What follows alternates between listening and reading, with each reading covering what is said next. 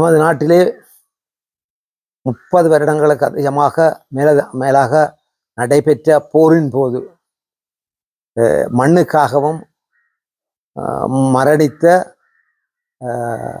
மக்களின் நினைவு கூறலை நினைவேந்தலை இம்முறை வெள்ளை வத்தையிலே செய்வதற்கு நமது மக்களும் அதிலே ஏற்பாடு செய்திருந்தார்கள்.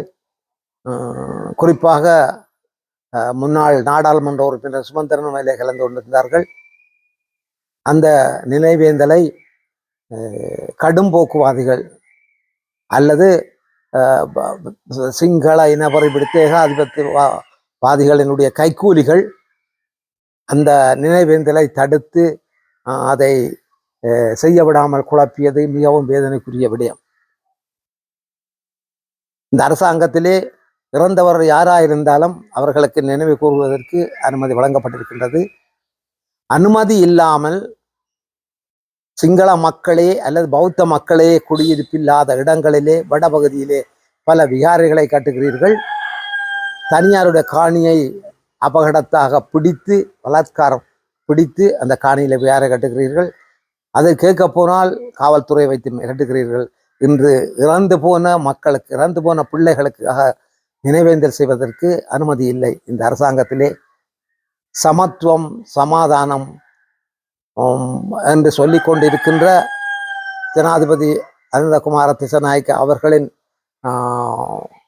வேண்டுகோளுக்கு அமைய இந்த மக்கள் அவரை நம்பி வாழுகின்ற இந்த நிலையிலே இறந்தவர்களுக்கு நினைவு கூற விடாமல், நினைவேந்த செய்ய விடாமல் தடுப்பது எந்த வகையிலே நியாயம் என்று எனக்கு தெரியவில்லை. இதனை நாமும் இந்த நாட்டு மக்கள், இலங்கை மக்கள் என்ற வகையிலே நாம் எந்த இடத்திலே ஆயிருந்தாலும் எங்களுடைய மக்களுக்கு இந்த நினைவேந்தலை வருடாவரிடம் செய்வதற்கு அரசாங்கம் ஒத்துழைப்பு வழங்க வேண்டும். எல்லோருக்கும் கொடுக்கும் சுதந்திரம் போல எமக்கும் அந்த சுதந்திரத்தை தந்து எங்கள் பிள்ளைகளுக்கு நினைவுகூறல் செய்வதற்கு நீங்கள் ஆவணம் செய்ய வேண்டும். இந்த காடையர்கள் அல்ல காட்டு முராட்டித்தனமாக செயல்படுபவர்களை கட்டுப்படுத்தி கைது செய்து அவர்களை இந்த செயல்பாடை செய்ய விடாமல் தடுக்க வேண்டும் என்று சொல்லியும் அன்பாக கேட்டு நிற்கின்றோம்.